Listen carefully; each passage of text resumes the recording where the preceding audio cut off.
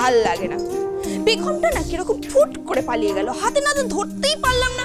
ধরলে বেশ মজা হতো, এখন বাড়িতে বসে বসে বোর হচ্ছি।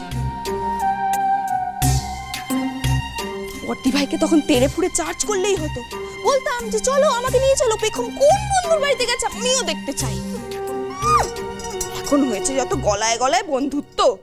দুদিন আগেও তো বেগমকে দু চোখে দেখতে পারত না, এখন ঢং।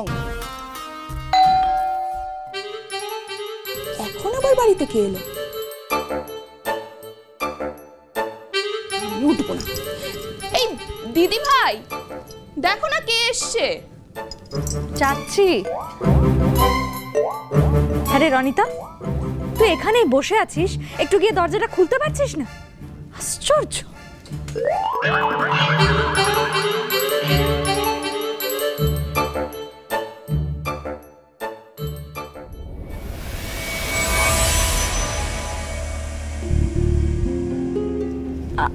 আপনি আসুন, ভেতরে আসুন।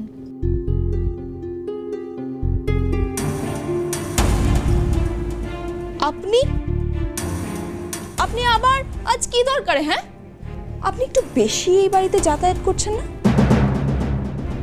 রনিতা, রনিতা কি হচ্ছেটা কি? তুই কি চুপ করবি?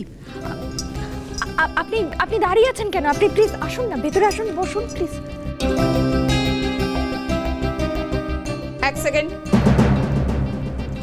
আপনি বর্দি ভাইয়ের হেল্প করেছেন তার মানে এই না যে যখন তখন এই বাড়িতে ঢুকে পড়তে পারেন, নাকি সেদিন চোখের সামনে এত বড় একটা স্ক্যান্ডাল দেখার পর এই বাড়ির প্রতি আপনার কৌতূহল আরো বেশি বেড়ে গেছে, তাই আবার জানতে চলে এসেছে? আপনি আপনি কিছু মনে করবেন না প্লিজ ওর কথা। হ্যাঁ, তুই এদিকে কি হচ্ছেটা কি? হ্যাঁ, একজন মানুষ বাড়িতে এসেছেন, তার সাথে এরকম ব্যবহার করতে আছে? কি করছিসটা কি তুই? দিদি ভাই, লোকটাকে আমার একদম সুবিধের মনে হচ্ছে না। দেখতে পাচ্ছ না কিরকম গায়ে পড়া?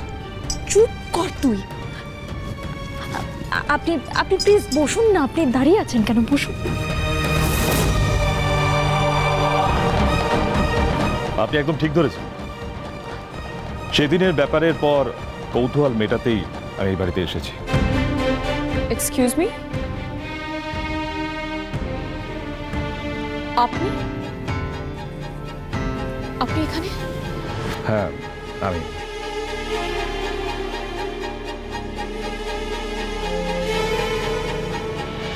সাথে ওনারাও তো রয়েছেন। Is everything alright? মানে সব ঠিক আছে তো? আমার ডিউটি আমাকে এখানে আসতে বাধ্য করেছে। আমি আবির চৌধুরী ঘরটাকে সার্চ করতে চাই, আমার কাছে ওয়ারেন্ট আছে। ও বাবা, আপনি পুলিশ?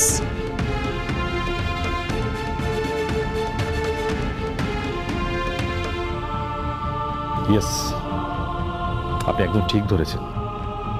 ওই জন্যই এত গায়ে পড়া, অধিক কৌতূহল দেখানো আমাদের স্বভাব এবং বন্ধুয়া সোম থেকে রবি প্রতিদিন সন্ধ্যে 7:30টায় স্টার জলসায় ও ডিজনি প্লাস হটস্টারে।